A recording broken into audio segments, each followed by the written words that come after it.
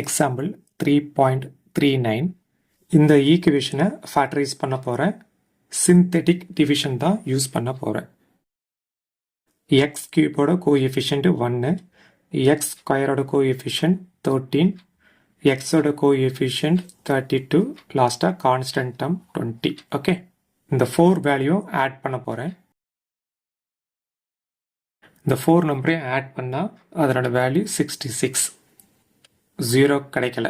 Okay, அப்போ இந்த இடத்துல ப்ளஸ் 1 போட்டுறக்கூடாது. நீங்கள் ப்ளஸ் 1 இதில் யூஸ் பண்ணால் ரிமைண்டர் 0 வராது. ஓகே, நெக்ஸ்ட் ஆட் டிகிரியோட கோஎஃபிஷியன்ட்டு 1, 32. இது ரெண்டையும் ஆட் பண்ணால் 33 கிடைக்கும். அடுத்து ஈவன் டிகிரியோட கோஎஃபிஷியன்ட் 13, அப்புறம் கான்ஸ்டன்ட் டேர்ம் அது 20. அது ரெண்டுத்தையும் நான் ஆட் பண்ணுறேன், 33 கிடைக்கும். ஓகேவே, ரெண்டுமே சேம் வேல்யூ தான். அப்போது இந்த இடத்துல -1 போட்டுருங்க. கண்டிப்பாக உங்களுக்கு ரிமைண்டர் 0 வரும். இந்த பிளேஸில் எல்லா கொஸ்டினுக்கும் 0 தான் யூஸ் பண்ணுவோம். இப்போ 1 0 ஆட் பண்ணால் 1, -1 இன்ச்சு 1 மல்டிப்ளை பண்ணுங்கள், -1. 13 -1 சப்ராக்ட் பண்ணால் 12 கிடைக்கும். -1 இன்ச்சு 12 -12. 32லேருந்து 12 சப்ராக்ட் பண்ணுங்கள், 20. -1 இன்ச்சு 20 -20. அப்போ இதை சப்ராக்ட் பண்ணால் 0 கிடச்சிரும். ஓகே, இதுதான் எக்ஸோட வேல்யூ. அப்போ இதை ஃபேக்டராக எழுதணும். அந்த -1 ரைட்ல இருந்து லெஃப்ட் வரும்போது +1 மாறிடும். அப்போ எக்ஸ் +1 இஸ் ஏ ஃபேக்டர். ஒரு ஃபேக்டர் கம்ப்ளீட் பண்ணிட்டோம். இன்னும் 2 ஃபேக்டர் ஃபைண்ட் அவுட் பண்ண போகிறோம் இதை யூஸ் பண்ணி. ஓகே, இதில் x² போடுங்க, இதில் ஒரு எக்ஸை போட்டுக்கோங்க. இதை ஈக்குவேஷனாக எழுத போகிறேன்.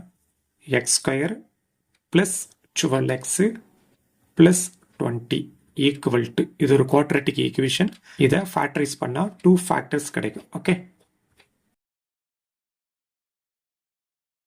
+20ங்கிறது product of the roots. Okay, எக்ஸோட கோஎஃபிஷியன்ட் +12, இது சம் ஆஃப் தி ரூட்ஸ்.